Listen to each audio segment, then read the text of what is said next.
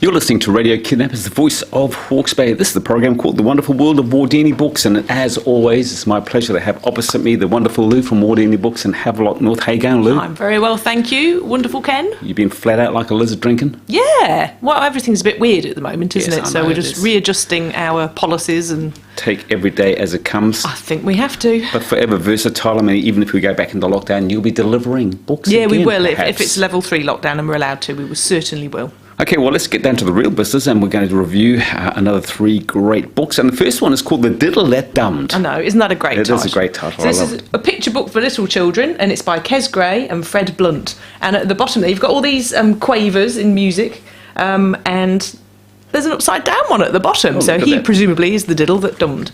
So we have a book close to my heart because Flinty Bo Diddle was writing a tune for his fiddle, and you know I play fiddle. And this is what my husband says, all your tunes sound the same because they all go diddly, diddly, diddly. And that's what Flinty Bo Diddle is doing. He's writing diddle, diddle, diddle, diddle, diddle, diddle, diddle, diddle, diddle, diddle, diddle, diddle, diddle. But at the end, there's a dum. Stop! Who did a dum? Who did a dum? You were meant to do a diddle, not a dum. And then he enters into this conversation with his musical notes. Sorry, said the diddle that dummed, I'm not like other diddles. Sometimes I go dumb. So we say, okay. You can read this to a child who really is the diddle that dummed because there are many of them out there. Indeed. So they have this argument about it. Let's try it again. And off he goes and he does it again. Won't a dum do? Said the diddle. And he's like, of course a dum won't do. The tune for my fiddle is a tune full of diddles. Diddles that go diddle, diddle, diddle, diddle, all the way to the end. So he rearranges his tune and they try again and he still dums. And then we're like, oh, well, why don't we put the dum right at the end? But he still does it. Why don't we put me at the beginning, because then maybe I'll concentrate hard enough. But no, he dums at the beginning as well. And why don't we all go dumb? So they all go dumb, and then of course he diddles at the end. At the end, it's like, oh my god! So they go on like this, and then we get into the very funny bit, which is he needs to go to the loo, and then all the other diddles go. Oh, actually, we all need to go to the loo as well. So they go piddle, piddle, piddle, piddle, piddle. And then Flinty is listening and going, that is exactly the sound I wanted. So that turned out really well because someone did something different. But, of course, someone puts a plop on the end then. So we've got the full, being yourself and, it's okay to be different and toilet humour. Yeah, a book with a happy ending. And I love the picture of the fiddler. Isn't he gorgeous? He sort of looks like a giant. He looks like a giant compared to all his diddles, dums and piddles. But Yes. yeah, that great big bushy red beard and the fiddle, I don't know how he's managed to get it propped up there. I'd be a bit nervous about that. But yeah, just rather marvellous. And our next book is called The Inkberg Enigma. I suppose you'll try and say that 10 times in a hurry. The Inkberg Enigma by Jonathan King. It's a Gecko Press production. And this one is one of those books that I started to read it and you go, whoa, It's a picture oh book. no. And, you react to it quite fearsomely as you go through. But it's a graphic novel, as we call them love these those. days. When you and I were children, we would have called it a comic book. It was a comic. But it is a beautifully rendered graphic novel. And I really like the graphic novels because they are so full of pictures, obviously. But the pictures tell the story and you have to look at it so carefully. And there's so much to look at. So you could just read the words and whiz through it, but you'd miss so much. So this one is about Miro and Zia, and they live in Aurora, which is a fishing town nestled beneath this beautiful castle, mysterious castle. So Miro's a little bit of a sod, actually. So he's staying at home. You get from the pictures that possibly he's living with dad as a single parent. Something's happened to mum. There's a photograph of him and mum and dad, when he was a baby, but mum's not anywhere around. So it's the school holidays and he's just sitting on the sofa reading his books. That's all he wants to do is read stories. And dad's like, I'm going out. Are you going to be all right? I've got to go to work. And he's like, yeah. What are you doing today? Not much. And as soon as dad's gone, he's up in the attic. And there's all this cool old stuff in the attic. And he's systematically, Miro, flogging it off to buy more storybooks because he loves them. So whilst he's out being a little bit naughty, flogging off stuff that he shouldn't, he meets a girl from school. He's only seen her once or twice at school. And they're noodling around down by the docks and a fishing boat comes in and they see something that they shouldn't. So there's somebody and something on the boat, like a creature that's wrapped round this guy's leg and he's screaming and it's all like, and there's an ambulance coming and the mayor's there. And the mayor's like going, "You shouldn't be down here, you pesky kids," you know. So it's a little bit Call of Cthulhu / Scooby-Doo. And then there's all this drama about, well, what did we just see? What's going on? And Zia is the kid that wants to follow up the clues, and Miro is the kid that just wants to go home, pretend it didn't happen, and get back into his storybook.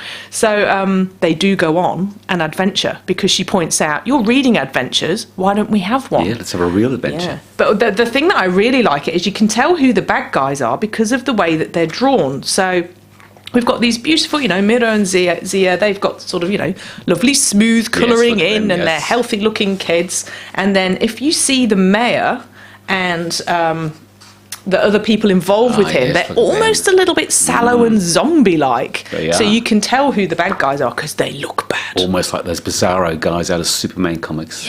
Yeah. Do you find that comic books like that, graphic novels, I would imagine that they would help kids who might not otherwise read get into reading, because I just love them, and I still borrow them from the library. Yeah, and like I picked it up and you know, I was exclaiming out loud, like, "Oh my God," because you've got that visual and I don't know what you call it, where you read, you know, the visual with your words, but visual with your pictures as well. And a lot of teachers do recommend to parents, go and have a look in the bookshops and get recommended a good graphic novel for kids that just won't pick up a wall of text. Yeah, absolutely. It puts them off. So right.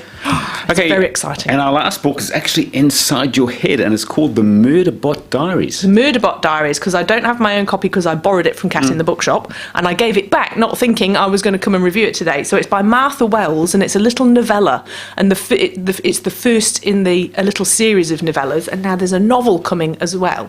And it's set in the future, and there are sort of mining corporations and explorers going out onto other planets, and if your little group of people goes to do all this exploring, then you can hire security. So it's told first person from the point of the security bot, which is an organic bot, so it's part person and part bot, and it identifies itself as a murder bot, and you find out that something happened and there was some glitch in its makeup that made it go a bit nuts at one point and kill a load of people. So this is a grown-up novella, may I hasten to add. So it has managed to bypass the things that control it, and it's not letting this current group of people know that that's happened. So it's downloading lots of like films and things in its head. So when it's off duty, it's just watching all this media that it's not really supposed to be watching, and it's pretending that it's going through the motions and doing all the things.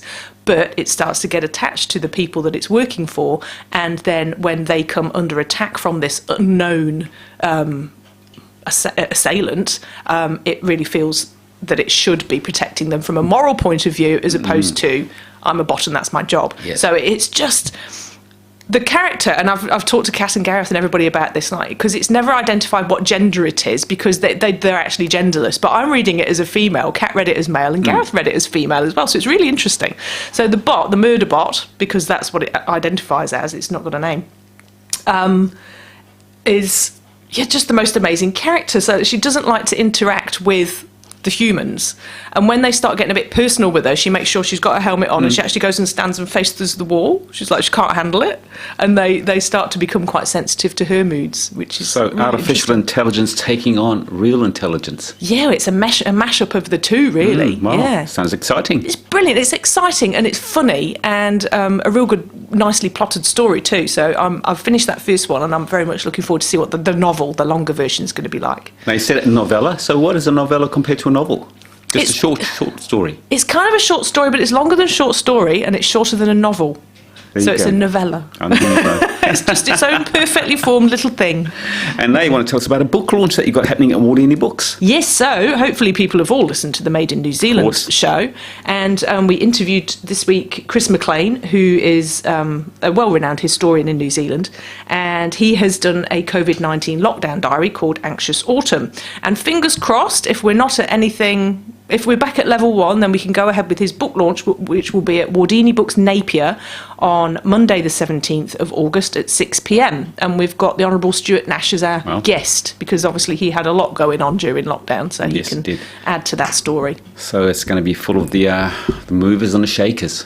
you never know. That's right. Fingers crossed. Just remind our listeners before I let you get back to work, Lou, if we want to come and see you for a good book, where are you? We are 16 Tomato Road in Havelock North, and we are 44 Hastings Street in Napier. But do go on to wardini.co.nz because we can do free community delivery if things go south. All right, you look after yourself. We'll talk to you same time, same place next week. Great. Thanks, Ken.